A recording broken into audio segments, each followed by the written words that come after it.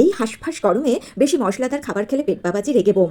আবার জিভকেও সন্তুষ্ট করতে হবে, তাই হালকা কিন্তু সুস্বাদু খাবার আমাদের খেতে হবে। চলে আসুন তাহলে রান্নাঘরে। কড়াইতে সর্ষের তেল গরম করে নিয়ে গোল আর পাতলা করে কেটে রাখা উচ্ছে দিয়ে দিলাম, লবণ দিয়ে দিলাম, উচ্ছেগুলোকে ভাজতে লাগে। আর অন্যদিকে একটা কড়াইতে বেশ খানিকটা জল গরম করে নিয়ে আগে থেকে ভিজিয়ে রাখা মুগ ডাল জলের মধ্যে দিয়ে দিলাম, কিছুটা সজনের ডাঁটা দিয়ে দিলাম, স্বাদ অনুযায়ী লবণ দিয়ে দিলাম, আর একটু হলুদ দিয়ে দিচ্ছি। আর মুগ ডাল কিন্তু ভেজে দেবেন না, যদি ভেজে দেন সেক্ষেত্রে অ্যাসিডিটি হতে পারে। এইরকম কাঁচা মুগ ডাল রান্না করবেন, শরীরের পক্ষেও ভালো, সুন্দর একটা গন্ধ আসবে। মুগ ডাল আর সজনে ডাঁটা সেদ্ধ হয়ে গিয়েছে।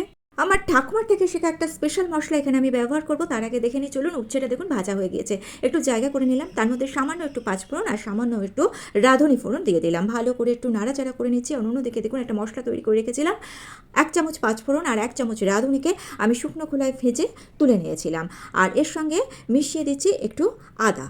এবার উচ্ছের মধ্যে এই মশলাটা দিয়ে দিলাম, মশলা আর উচ্ছেটাকে ওই 2 থেকে 3 মিনিট মতো একটু কষে নিচ্ছি। মশলা কষার সময় দেখবেন সুন্দর একটা গন্ধ বেরোচ্ছে। অন্যদিকে এইবার ডালটাকে আমি এর মধ্যে দিয়ে দিলাম।